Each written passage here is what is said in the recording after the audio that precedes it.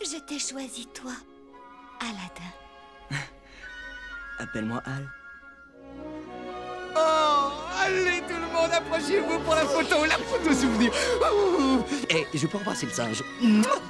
Oh oui, il est poilu. Bien, je ne peux plus faire de fausses notes dans la lampe à musique, alors c'est parti. Bye bye les tourtereaux, roulez bien. Et la campette, ciao. Je suis en vacances. Non, je suis carrément à la retraite. Oh, et puis je m'en balance, je suis libre.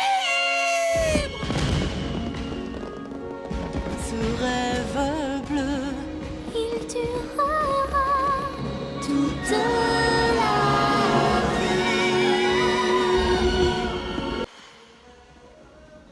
Ouais. Encore un film qui se finit bien, quoi.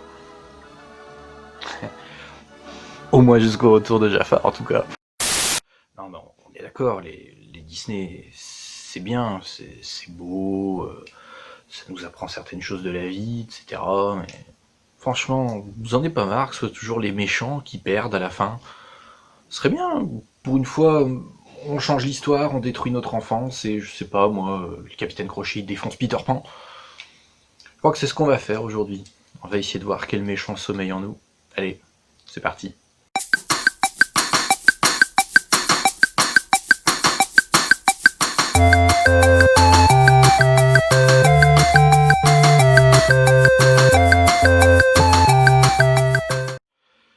Alors, donc si vous avez réussi à lire sans vous évanouir à cause du générique, je vais vous parler de Villainous. Donc Villainous, qu'est-ce que c'est? C'est un jeu de cartes qui va nous permettre d'incarner des méchants de l'univers Disney. Donc, il y en a 6 différents dans la boîte. Vous allez avoir Prince Jean de Robin des Bois, Jafar d'Aladin, Ursula de la Petite Sirène, Maléfique de la Belle au Bois dormant, le Capitaine Crochet de Peter Pan et la Reine de Cœur d'Alice au Pays des Merveilles. Alors tout ça, c'est bien joli, mais concrètement, à quoi ça sert?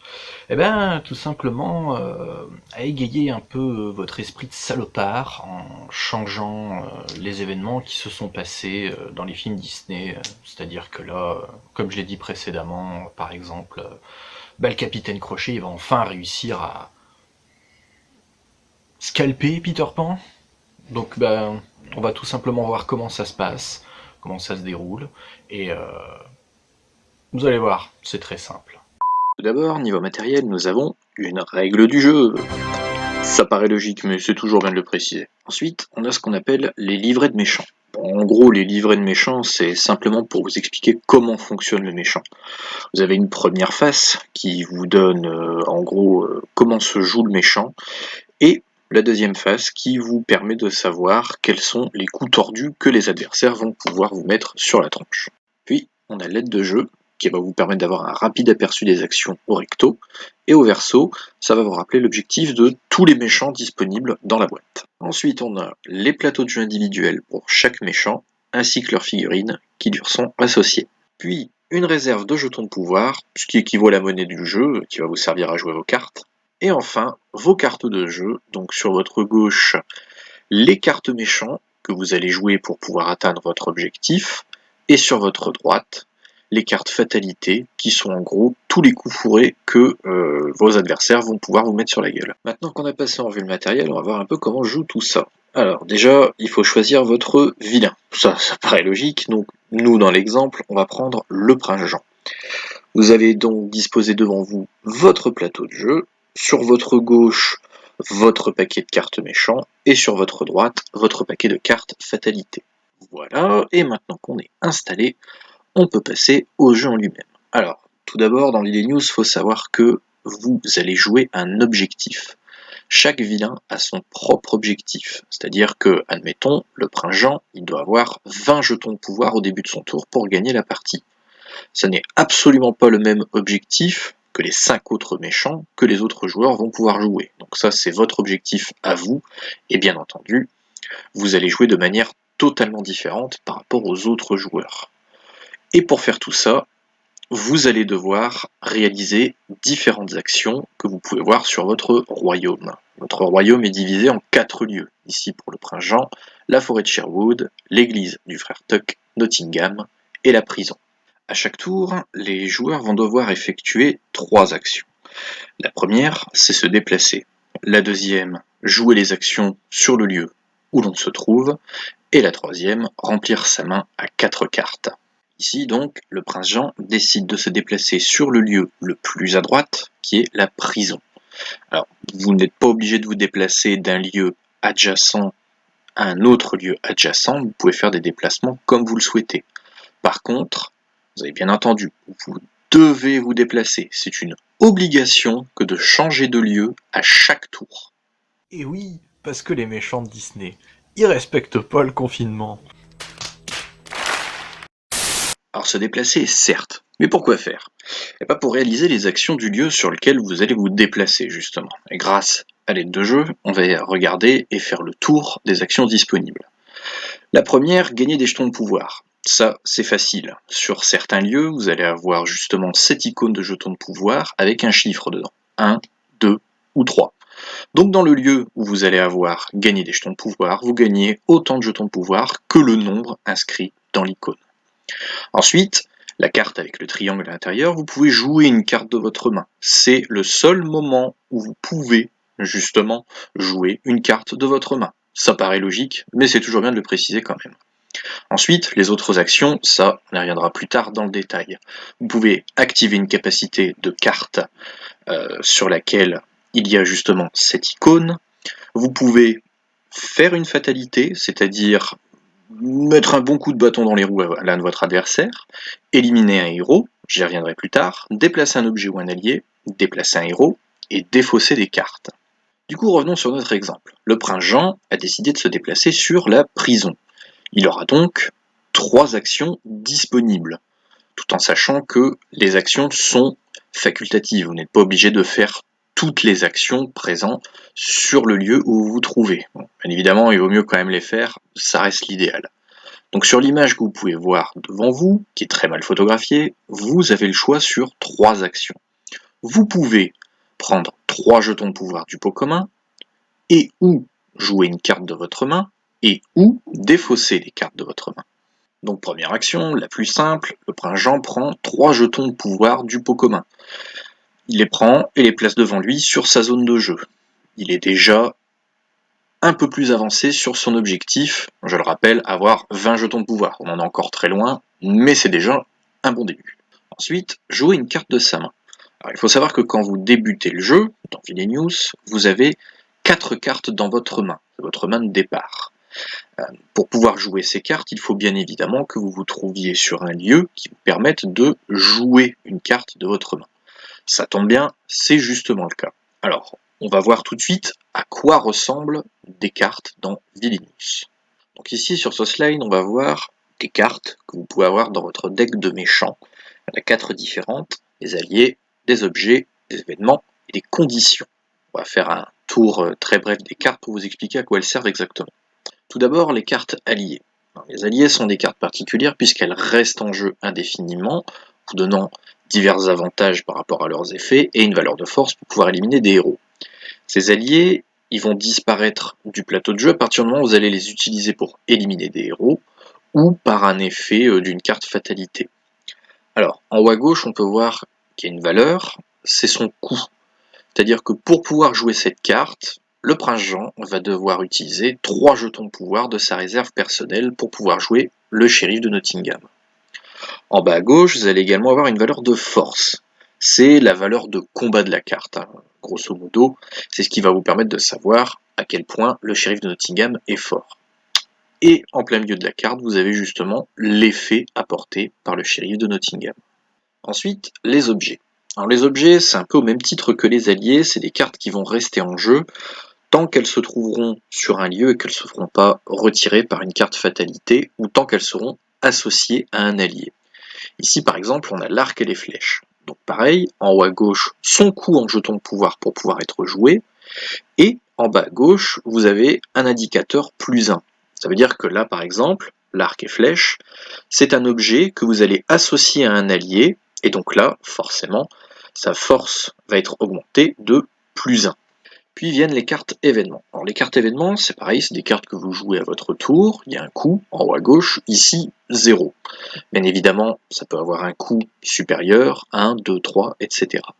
L'événement, contrairement aux alliés et aux objets, ce sont des one-shot. Une fois que vous l'avez joué, vous le défaussez. Donc ici par exemple, le prince Jean peut très bien décider de jouer son événement pour 0 jeton de pouvoir, et il va gagner 1 jeton de pouvoir par héros dans son royaume. Et enfin, dernier type de carte disponible, les cartes conditions. Alors les cartes conditions n'ont pas de coût, pour la simple et bonne raison qu'elles sont jouées pendant le tour d'un adversaire. Bon, c'est très particulier aussi, comme les événements, elles ne sont utilisables qu'une seule fois. Donc là par exemple, l'acheter. La carte est jouable pendant le tour d'un adversaire s'il a au moins 3 alliés, ce qui fait que le prince Jean peut jouer cette carte condition, et ça va lui permettre de jouer un allié gratuitement, sans avoir à payer le coup en jetons de pouvoir. Bien, maintenant on a vu les cartes, alors qu'est-ce que le prince Jean va faire? C'est tout simple, on sait qu'il a 3 jetons de pouvoir, et on sait qu'il peut également jouer une carte de sa main.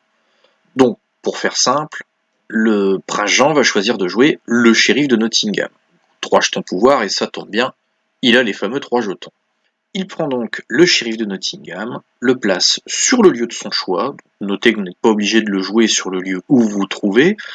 Là, le prince Jean est dans la prison, il peut très bien décider de placer le shérif de Nottingham dans la forêt de Sherwood, Nottingham.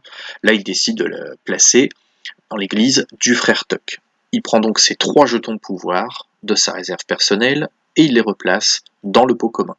Donc ça, c'était jouer une carte de sa main. Maintenant, il y a encore une action disponible dans la prison, c'est défausser des cartes. Ça peut paraître assez bizarre de défausser des cartes, mais en réalité non. Puisque, il faut savoir que les cartes que vous avez en main, vous n'êtes pas obligé de les jouer.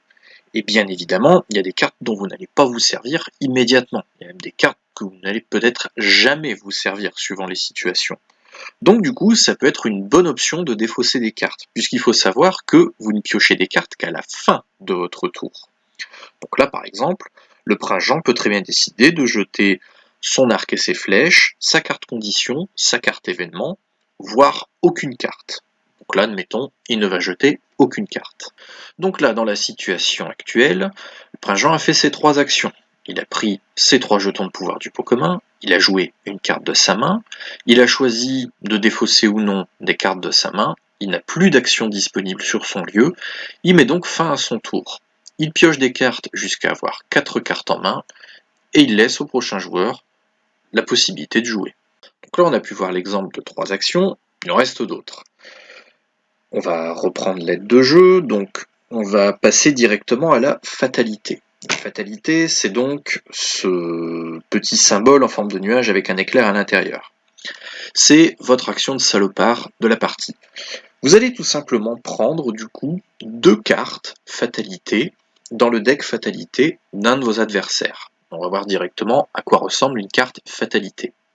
Ici, voici un exemple de carte fatalité. Les cartes fatalité, elles sont reconnaissables, elles ont un verso blanc et un recto blanc également.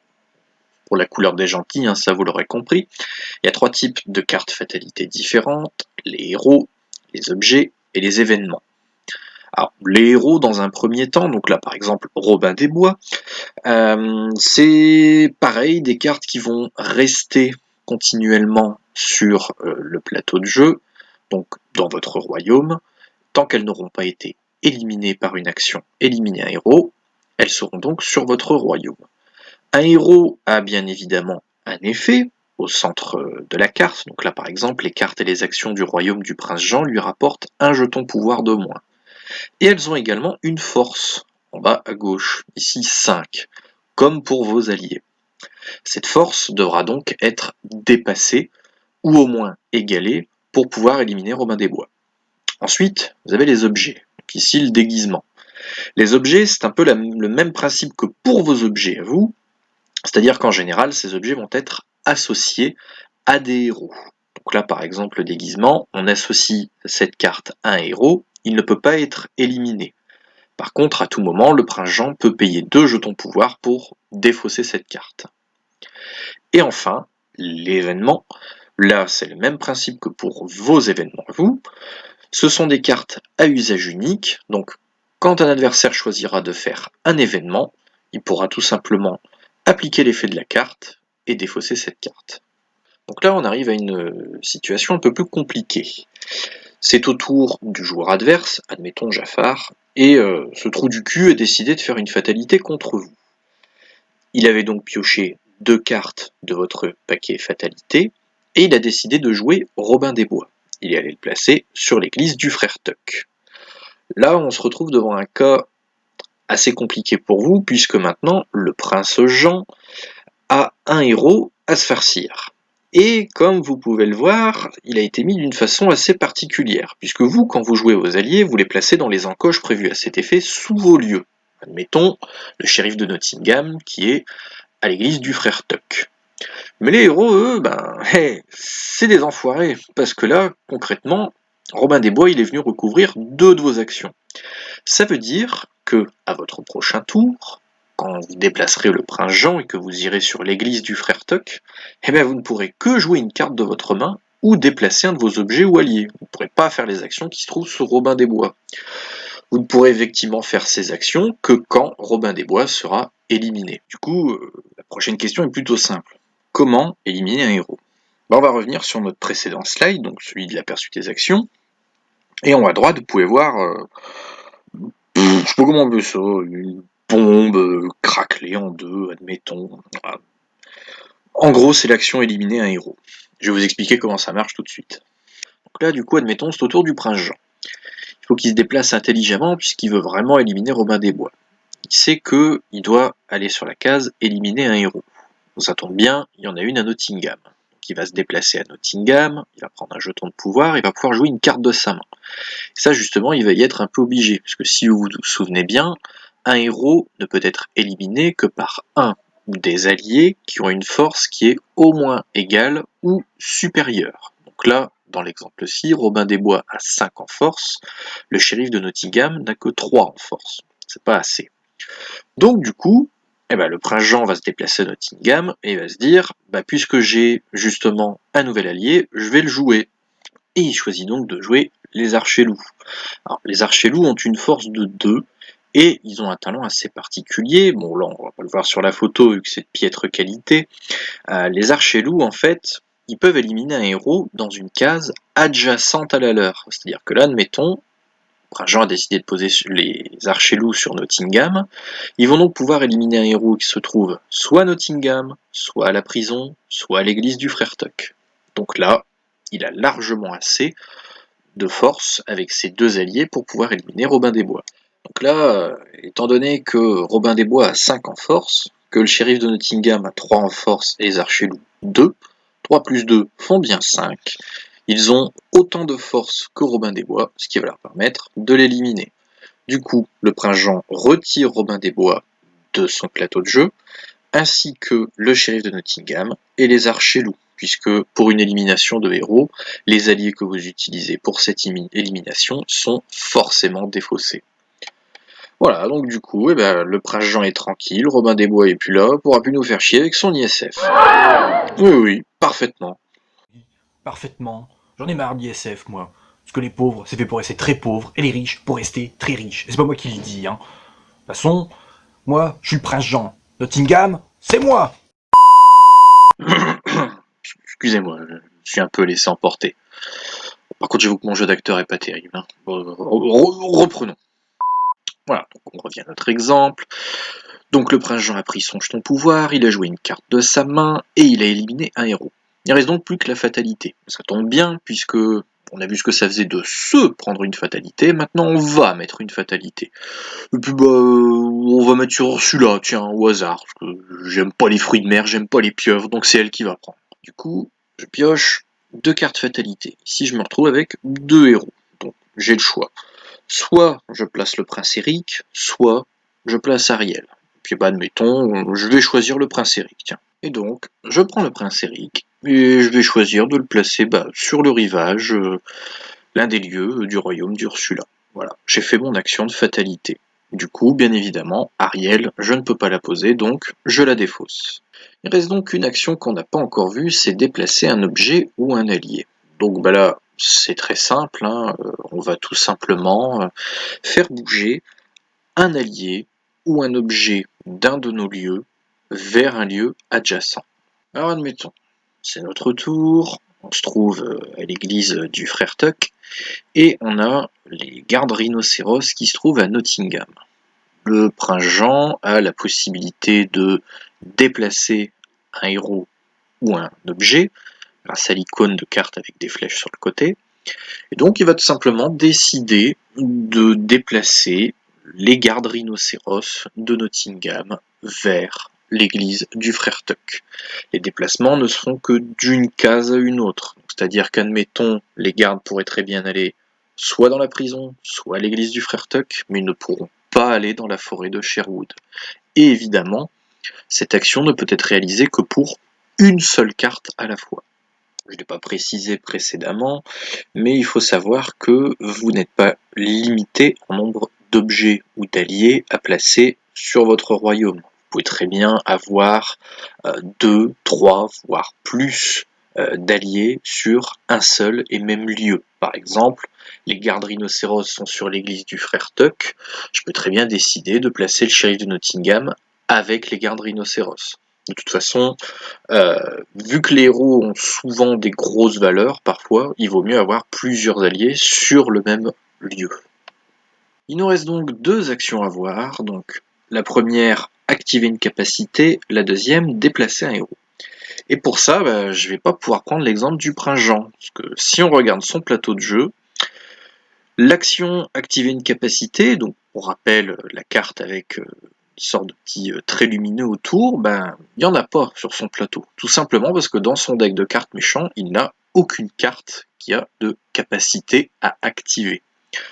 De plus, l'action déplacer un héros, donc pour rappel la carte avec un éclair à l'intérieur et des flèches sur le côté, c'est pareil, il n'a pas cette action sur son plateau de jeu, étant donné que dans son deck de cartes méchants, il a déjà des cartes qui lui permettent de déplacer des héros. Donc de ce fait, on va tout simplement prendre 2 méchants qui ont justement ces actions disponibles sur leur plateau de jeu. Donc, pour activer une capacité, on va prendre l'exemple de Jafar, puisque lui, il a justement des cartes qui lui permettent d'activer des capacités de cartes. Donc là, dans l'exemple, Jafar se trouve au palais du sultan. Il y a bien une icône qui lui permet d'activer une capacité de carte, donc au niveau du palais du sultan, en haut à droite, et ça tombe bien, au niveau de l'oasis, donc le 3e lieu en partant de la gauche, il y a le sceptre serpent. Et le sceptre serpent, il a bien l'icône d'activation de capacité.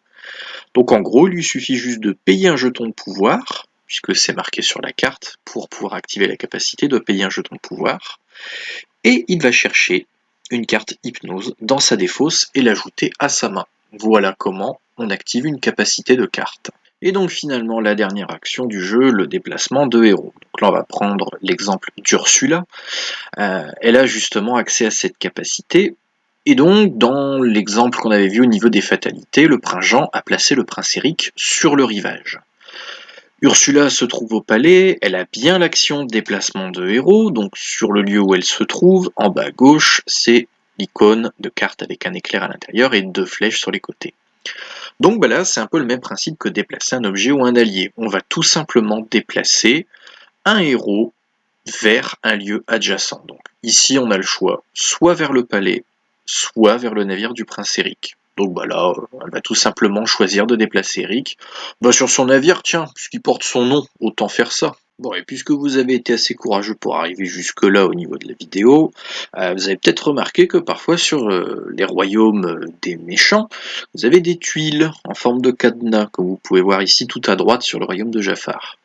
Cette tuile de cadenas, en fait, elle vous bloque le lieu, c'est-à-dire que vous ne pouvez pas pénétrer dans ce lieu, vous ne pouvez pas mettre votre figurine, admettons là sur la caverne aux merveilles, donc vous ne pouvez pas bénéficier des actions se trouvant sur la caverne aux merveilles, tout comme vous ne pouvez pas y mettre d'objets ou d'alliés, tout comme vos adversaires ne peuvent pas y mettre de héros. Tant que le cadenas n'a pas été retiré, le lieu n'est accessible pour personne. Voilà, donc on a fait le tour de toutes les règles de Vilenius, ainsi que des petites subtilités. Donc bien évidemment, chaque joueur va jouer chacun son tour, et va donc alterner les tours en faisant d'abord un déplacement, puis les actions du lieu où il se trouve, puis ensuite remettre sa main à 4 cartes, et ce, jusqu'à ce que un des joueurs ait réussi à accomplir son objectif. Une fois que son objectif est accompli, la partie est terminée. Voilà, on a fait le tour du jeu. Comme vous pouvez le voir, il y a moins de lumière, donc ça a été long, mais au moins on s'est tapé toutes les règles. C'était donc Villainous, c'est un jeu Wonderforge. Il faut compter une 40aine d'euros pour vous l'offrir. C'est un bon jeu. Il faut compter, une fois que vous maîtrisez bien les règles, différents aspects du jeu, et que vous connaissez bien les decks, bien évidemment, il faut compter une petite demi-heure, 3/4 d'heure la partie, quand vous êtes à 2. C'est un peu plus long quand vous êtes à 3 ou 4 joueurs, voire 6 joueurs. Par contre, je vous recommande de jouer au grand maximum à 3 ou 4 joueurs, parce que il y a quand même quelques points faibles ce jeu. Le premier point faible déjà, c'est que à 2 joueurs, on est vite tenté de regarder l'autre jouer et on se contente de faire pareil. On joue nos cartes, on se soucie pas trop de voir si on fait des fatalités ou pas. En général, ça vient quand on sait que l'adversaire commence à être bien avancé. Donc, peut-être le seul bémol du jeu, c'est ça. Et par contre, à partir de 3 joueurs, les parties commencent à être un peu plus longues. Et étant donné que on ne peut jouer que pendant son tour, parfois, si l'adversaire est un peu lent, on s'ennuie. Et alors à 6, c'est vraiment horrible. Vraiment, mais pour le coup, là, c'est très long. C'est très long inutilement. Donc, c'est un bon jeu. Je vais pas dire que c'est le jeu, faut pas déconner non plus, mais ça reste un bon petit jeu. Bien évidemment, je ne l'ai pas précisé avant, mais vous n'avez pas la nécessité de connaître l'univers de Disney. Si vous avez vécu dans votre caverne ou sur Mars depuis les années 20 et que vous connaissez aucun Disney, c'est pas un problème, il n'y a aucun souci là-dessus. Donc voilà, Villainous, je vous le recommande quand même parce que c'est un bon petit jeu à tester. Faut quand même avoir au moins 12 ans pour dire de commencer à vraiment bien comprendre les mécanismes et que ce soit pas trop compliqué. Faut savoir qu'il y a déjà une extension qui est sortie, donc Pourri jusqu'à l'os, qui vous permettra de jouer là Brunhilde, donc la méchante reine de Blanche-Neige, le docteur Facilier de la princesse et la grenouille, et le dernier Hadès de Hercule, tout en sachant que 2 nouvelles extensions arriveront plus tard. Je vous laisse le soin d'aller regarder vous-même qui sera disponible au niveau des vilains. Par contre, ils seront vraiment sympas pour les prochains. Et une nouvelle annonce qui a été faite, on aura aussi un Villainous Marvel. Donc là, qui changera quelque peu les règles et qui donnera lieu à un bon petit jeu. Et je pense que on y reviendra sur celui-ci aussi. Voilà, c'était la première vidéo. Merci si vous avez eu le courage de la regarder entièrement. Je vous invite pas à mettre un j'aime ou à partager ou à commenter ou à vous abonner. Ça c'est à vous de voir, vous faites ce que vous voulez. Moi le seul but c'est de partager ma passion pour les jeux de société. Avec un peu d'humour lourdingue, ça j'avoue, ça c'est mon trait de caractère à moi. Voilà, je ne sais pas sur quel jeu je vais m'orienter pour la prochaine vidéo, mais je vais essayer de faire pas mal de jeux, vu que j'ai une ludothèque assez remplie, donc malheureusement pour vous, vous risquez d'avoir 2 nouvelles vidéos de moi. Allez, on se dit à très bientôt, et jouons peu, mais jouons bien, et n'oubliez pas, les gentils ont toujours tort.